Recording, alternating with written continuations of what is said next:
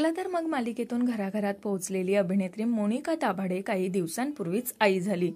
15 मार्चला मोनिकाने चिमुकलीला जन्म दिला। सोशल मीडियावर बाळाबरोबरचा पहिला फोटो शेअर करत तिने चाहत्यांसह या आनंदाची बातमी शेअर केली। लेकीच्या येण्याने मोनिका आणि तिच्या नवऱ्याच्या चेहऱ्यावर आनंद ओसांडून वाहताना पाहायला मिळाला। मोनिका सोशल मीडियावर बऱ्याचपैकी सक्रिय असते। अगदी डिलिव्हरीला जाईपर्यंत ती फ्रेश दिसत होती आणि तिचा व्लॉग बनवत होती। या प्रवासाचाही सुंदर असा व्हिडिओ मोनिकाने तिच्या सोशल मीडियावर शेअर केला। डिलिव्हरीला घरातून निघाल्यावर मोनिकाने सर्वात आधी इच्छापूर्ती हनुमान मंदिराला भेट दिली। मंदिरात दर्शन घेतल्यानंतर ती हॉस्पिटलला गेली। हॉस्पिटलमध्ये पोहोचल्यावर मोनिकाच्या चेहऱ्यावर टेन्शन नाही तर खूप आनंद दिसत होता आणि अखेर मोनिकाने मुलीला जन्म दिला। डोहाळे जेवणालाही मोनिकाने पेढा आणि बर्फीमध्ये बर्फीचीच निवड केली होती। यावेळी मोनिकाची काळजी घ्यायला तिचे कुटुंबीय उपस्थित होते।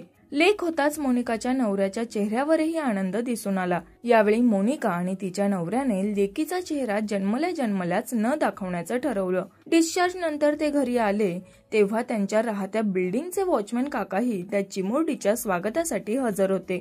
गुडिया राणी छकुलीबाई अशी हाक मारत ते नात आल्याचा आनंद लुटत होते।